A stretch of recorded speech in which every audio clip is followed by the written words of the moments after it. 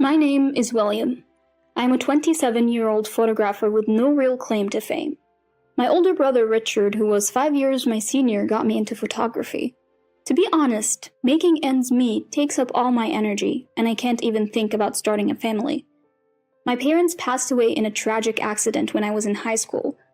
Ever since then, it's just been Richard and me. I like to think that we have a deeper bond than most siblings. But Richard passed away 3 years ago as well. William, I've decided to get married. That's what he told me 4 years ago, when he introduced me to a woman named Linda. She seemed very calm and gentle, a perfect fit for kind-hearted Richard. However, Richard didn't want a big wedding ceremony, perhaps because he had lost our parents. They had a private ceremony overseas, so I never got to know Linda's family or friends. I sometimes wonder if things would have turned out differently if I had known more about her social circle. About a year after Richard got married, I got an abrupt call from him. "I've got 1 month to live." Are you joking? That's not funny, you know? After losing our parents, Richard was the only family I had left. I was furious that Richard would make such a horrible joke, but his tone remained steady. It's terminal cancer. It spread everywhere, and there's nothing that can be done. No way. My hands started shaking so badly I almost dropped my phone. Holding back tears, I struggled to continue the conversation. "I wanted to keep my promise to you." "Well, you can't go breaking it now, can you?" That's all I could say before hanging up, my phone slipping through my hands as I fell to my knees and broke down in tears. 3 months later, Richard joined our parents. Although he was given just 1 month, he had held on for 3. At his funeral, I couldn't hold back the tears, crying openly. Linda acted strong, and there I was, so utterly pathetic. Years have passed, and I'm still not over Richard's death. We had promised to keep on living, and I could only get through our parents' death because I had him. Now, I'm as lonely as a cloud. I don't even have anyone to talk to about family. I inherited some of Richard's estate, but I can't bring myself to touch the money. I have most of Richard's belongings as keepsakes, but I'm not emotionally ready to look at them. 2 years seem much shorter than I thought they would be. And now the anniversary memorial for Richard is upon us. I tell myself that I need to move on, deciding to face life head-on after the ceremony is over. Then, Linda stops me. She dropped a bombshell with a smile on her face. "This will be the last time we gather for the memorial service. Please don't contact me anymore." "Wait, what do you mean? Since Richard is gone, there's no reason for us to stay connected." You mean... let's cut ties. It's better for the both of us." Linda said that and laughed. "It's only been 2 years." I wanted to say that, but the words wouldn't come out. Sure, Linda is still young and might want to remarry. I get that, but still, something feels off. I couldn't wrap my head around it, feeling uneasy as I ended the anniversary memorial and went home. Alone, I sighed. I decided to move on after the anniversary memorial, but it seems I'm not ready yet. Were Linda's words sincere? And why did she say them with a smile? Well, it is what it is. I thought about it, but couldn't figure it out. I just went to sleep. A week later, I was still feeling unresolved and started to get irritated with myself. I need a drink tonight. I decided to head to the bar where Richard and I used to go. Walking downtown, I saw a familiar woman walk by. It was Linda, arm in arm with another man. She looked different, not the demure Linda I knew, but one that fit the vibrant nightlife.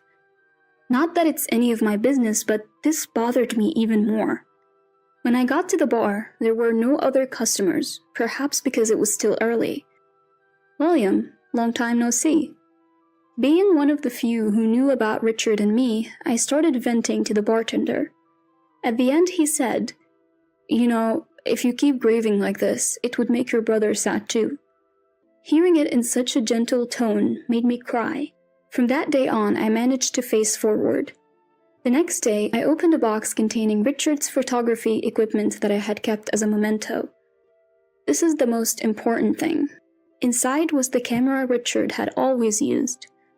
I had wanted it when Linda said she did and had asked for it as a favor. I had opened the box several times to air it out, but picking it up and using it felt like admitting Richard was really gone, so I hadn't been able to. Now I finally picked it up and felt its weight. I'll be using Richard's prized camera from now on. Richard's not here anymore, so we can't take new photos together.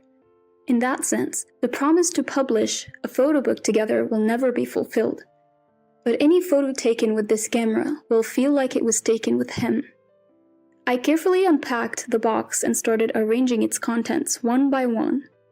As I pulled the camera out of its case, something else fell out along with it. Picking it up, I realized it was a letter addressed to me. It had been folded multiple times, probably to disguise it as something else, and tucked into the camera case. Upon unfolding it, it was addressed to William, and the contents revealed information I'd never heard before, suggesting it was written after a terminal diagnosis. It said that I was listed as the beneficiary for a life insurance policy, and advised me to verify it, as the wife might have changed the beneficiary. I later found out this insurance policy had been in place since my high school days, back when we lived together.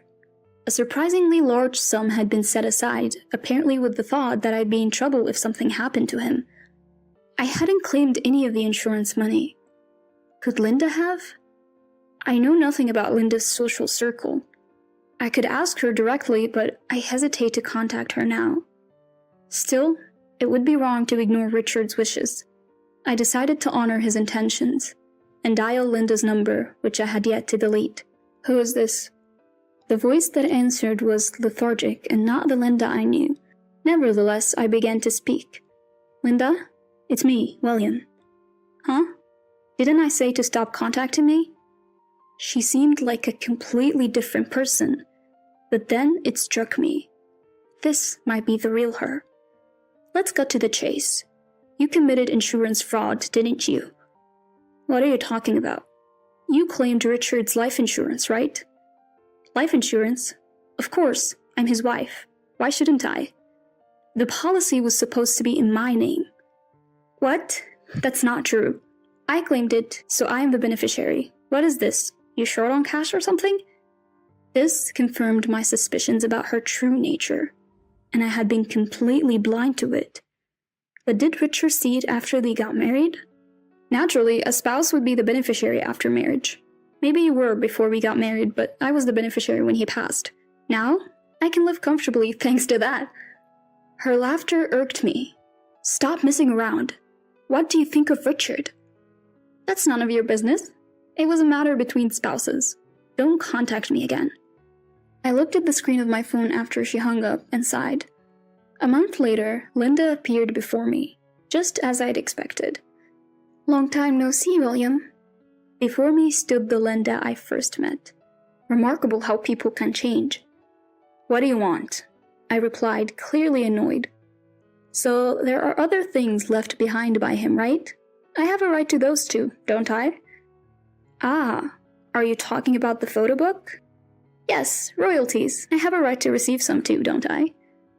What? Why? Because I was his wife, that's why.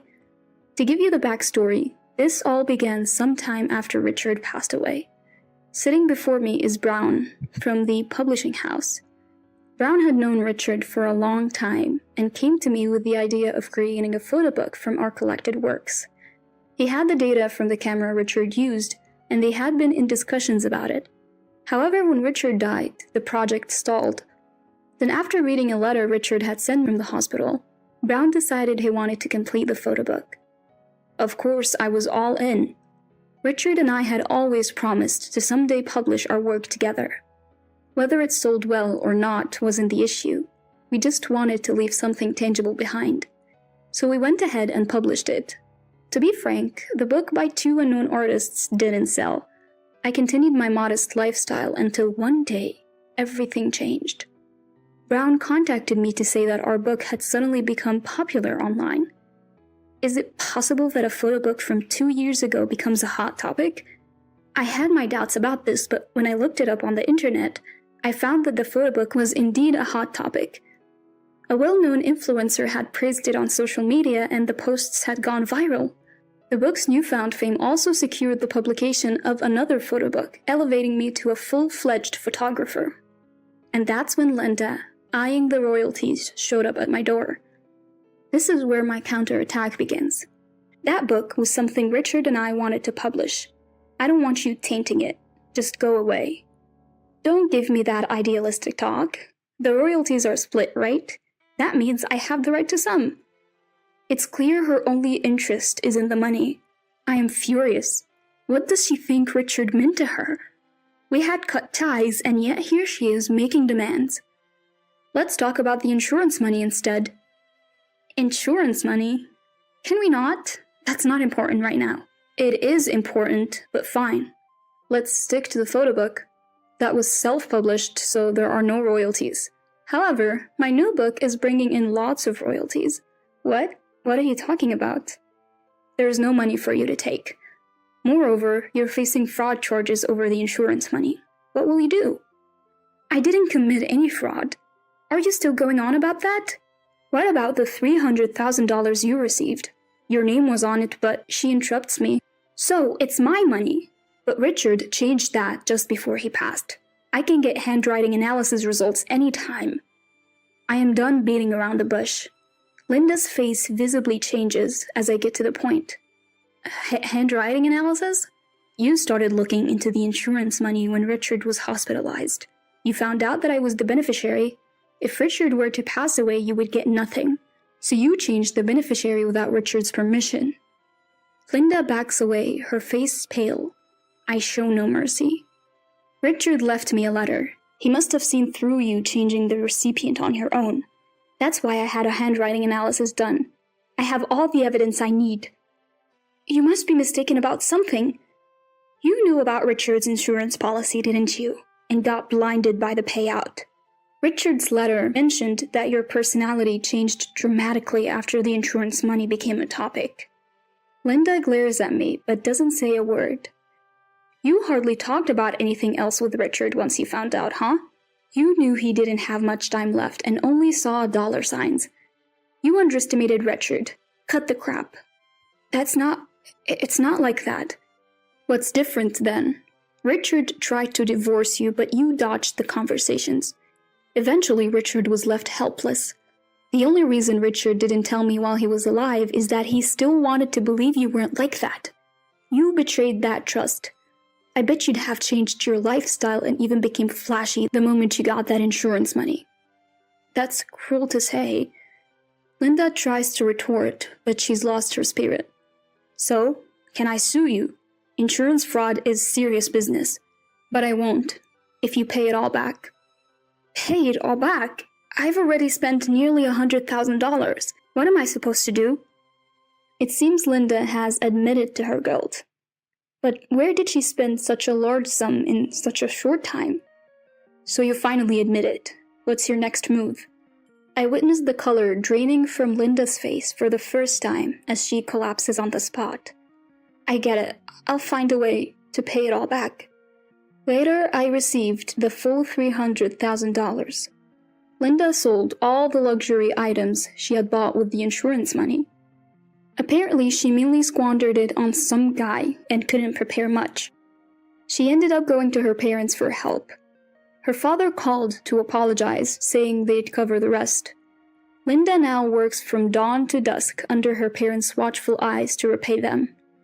As for me, I've secured a book deal and royalties are coming in. I'm thriving as a photographer. All thanks to Richard.